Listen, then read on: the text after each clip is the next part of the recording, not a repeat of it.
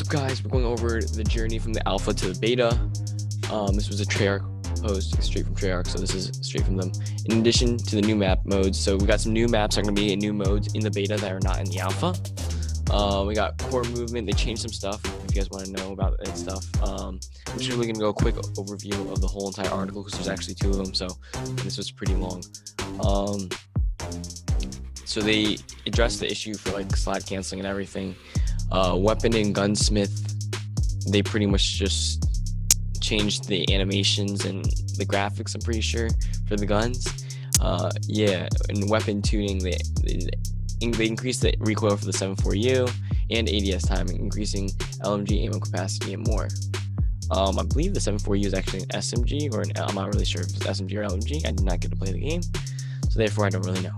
They improved the graphics because people were complaining like, oh my god, the graphics. It was the alpha build, guys. The graphics weren't going to look like that in the first place, but I guess they tuned it up even more because I guess people care that much. So the ninja perk was, I guess, buffed, I guess you can say. Also crouching is buffed, so you can hear people less when they crouch, which I kind of hate that because I feel like when people, it's supposed to be like the ninja effect almost, like crouching. At least that's what it says over here. Walking now functions as near silent movement. Okay, great. That's just great. So now we're gonna have some crouch walking dweebs around the corner. Spy plane was also, I think, was buffed. Bullet crack to prevent players from hearing sounds when they shouldn't, and vice versa. So they fixed the audio bugs. Score seek system, I think they like buffed it for people who like actually play the objective, but it's also that mixed ratio of having more kills and actually playing like the game mode. They buffed the spawns. Then there's like the spawns are a little bit closer. The enemy spawns are a little bit closer. They pulled up because places like Miami was like too big of a map for 6v6 at least. They did the same thing with all the other maps pretty much. Vehicles, apparently like some guns were overpowered in destroying vehicles, and the tanks were extremely overpowered in the 12v12 game mode or certain maps, whatever. Bug fixes here are all pretty much animations, and like RCXD called in the fun police to address an issue. So basically, before you were able to hop on your friend's RCXD, like those little remote control cars, and like drive around the map.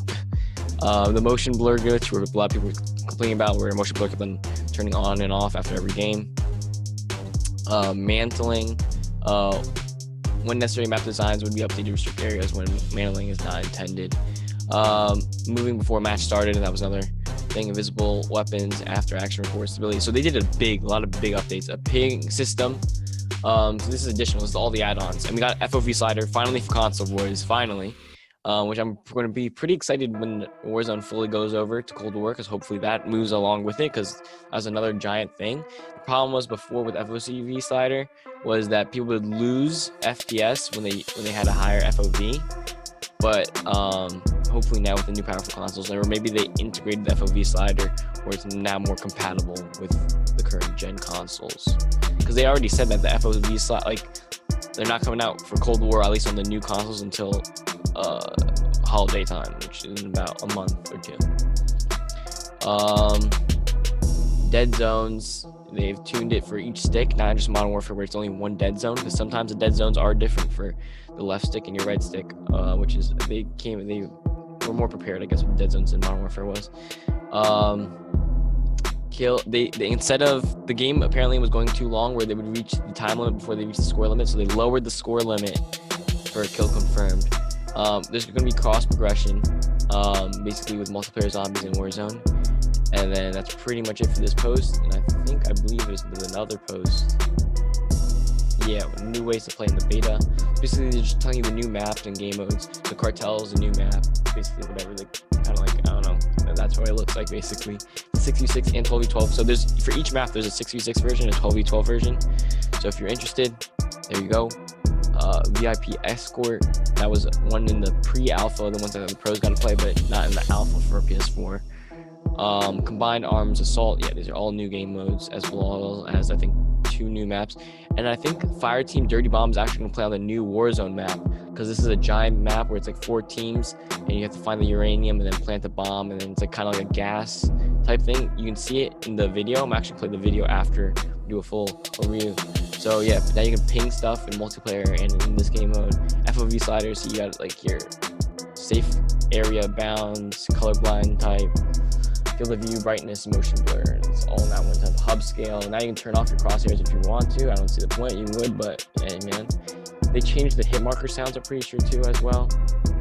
And yeah, you can show all the health bars, like ally health bars shown. Actually, I would probably even turn that off just so that you don't get distracted on who's your enemy and who's your thing. But I mean, it's up to you. Be respectful and enjoy. And then, you know, remember, like, the actual game's coming out on November 13th. If you're on Xbox, open beta is from the 15th of October to, like, I believe the 19th. And then, but that includes everything. And then the I don't know how really excited. Now open beta is actually open for everyone for certain days. Like, I think the total open beta for PS4 and including Xbox is only like 2. But if you're just talking about PS4 has a big giant open beta gap. So if you don't actually have a game, then you're more likely to buy it on PS4. That's honestly pretty much it. I'm going to play the video for you guys after this. And hope you guys enjoy. Make sure to like, subscribe, and do all that stuff. This is Gamer Fury, signing off.